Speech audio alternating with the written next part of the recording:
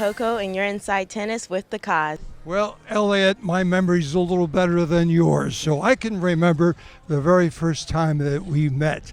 Can you? Little Mo. Yeah, little. 9 or 10 years old. No, midway through college, 20. When I spoke. You spoke, Yeah. but you did a lot more than speak. You opened up those kids' hearts to love tennis because of you. Yeah, that was really a full circle moment. I was honored when they asked me to come back and speak, especially because I always attribute Little Mo to sort of the first time that I really felt like I could play this sport for a living and that I wanted to go after it as a career. And so Little Mo means so much to me, and to go back and speak to the kids and share some of the wisdom that I've gained over the years was very meaningful, and I hope they took something from it. Certainly it felt good to do it, and yeah, I've developed so many amazing relationships from Little Mo that I still cherish, and I'm still very close to a lot of those people today. You remember the Little Mo coins and the kindness and the sportsmanship? Did you ever win one of those sportsmanships? I know that you did. They're proud of that. I got a Ryan Harrison signed racket still in my room framed, so I actually haven't told him that, but I should. That might have been the one and only sportsmanship award I ever won, but I think that's the best one to win. It certainly is. It's a great start. All right, the major leagues. That's a different world, but there's a similar world. What did you get out of playing in that Little Mo that may have prepared you for life in the fast lane? Yeah, I mean, every match, when you're 10 years old and you're playing Little Mo, it feels the same as, I'm 23 and playing the U.S. Open. It feels the same. So all those experiences teach you so much about yourself and teach you how to handle the ups and downs of playing tennis and doing this as a career. And I attribute a lot of those tough moments and those good moments when I was a junior to, I attribute my, any success to those lessons that I learned through those tough times as a junior. But it's kind of, tennis, is always moving. The game never stops, and so there's always tough weeks and good weeks ahead, and I think you just got to keep a sane mind and enjoy it, and that's what I'm trying to do. All right, you're top dog here, number one seed. You like that position? A little more pressure or a little more motivation coming in as number one seed?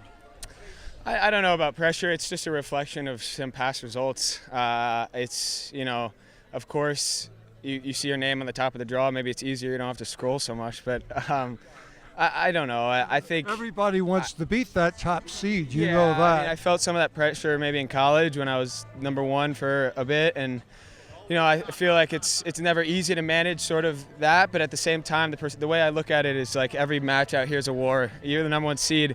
The number one seed doesn't win tournaments every single time they play. So it's, this game is too tough to think that, matches are going to be easy, and so I don't think seeding really matters. And I think everyone at the challenger level and above knows that any of these guys are capable of beating anyone on any given day, so you just got to bring your best. You're in Sarasota, Florida. What do you like about this place? What did you know about this place before arriving? This place is very nice. I trained here for a week during off season, and I really enjoyed it. My teammate is from Sarasota, Micah Braswell, as you know, the beautiful Braswell family. And of course, Jonah Braswell, my not teammate, but he's soon to be Longhorn Jeremiah Braswell. So, I know Sarasota well because of them, and Micah's out here. Unfortunately, he's injured, but he's helping me this week, and so I'm really grateful for that. Play Mo tennis. Thanks so much, guys. This is why we love our game, because we got guys in there like Elliot.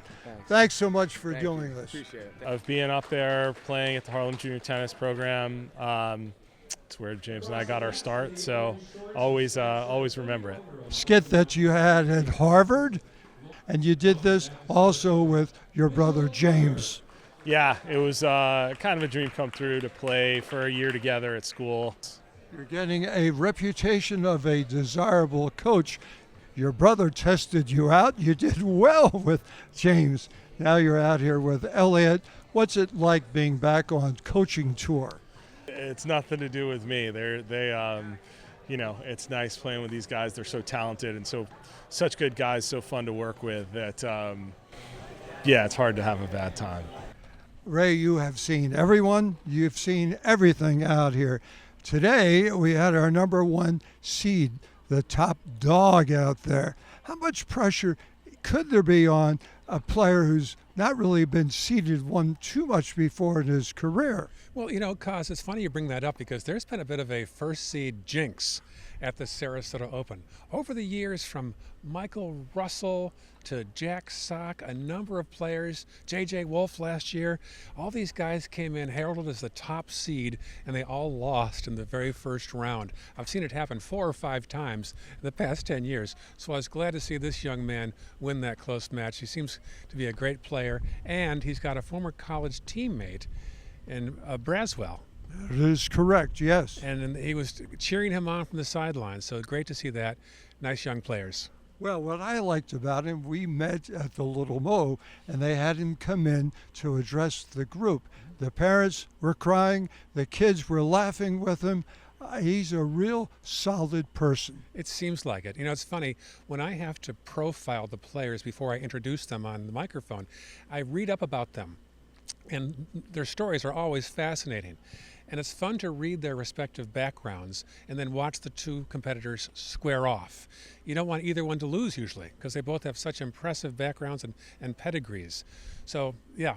But it's funny for me, Koz, having done this now for 13 years, is to now see a new round of players, obviously, and some of the former players are now coming back as the coaches. So that's when I really feel old, to see the names I used to yell. Julian Link was a player. Now he's a coach here, for example. And you're the now grandfather who used to be the father of these kids. Yeah, we're seeing a lot of that too as well. But yeah, a good thing here at the Sarasota Sports Club. Steve Gorelick, Elizabeth Moore, Ken Paslock, the owners, have all done a really nice job with this latest facility. You and I have now seen about 5 or 6 places, but they've got a 10-year contract here, so we're going to be locking in for a while.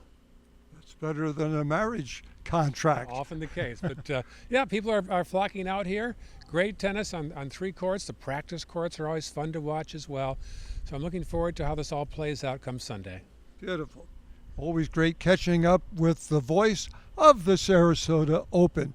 Let's just call it the voice of the state of Florida, baby. That's a bit much, Koz. Thank you for all you do to unite the local tennis community, my friend. You're the best. You bring out the best in us. Go to a commercial.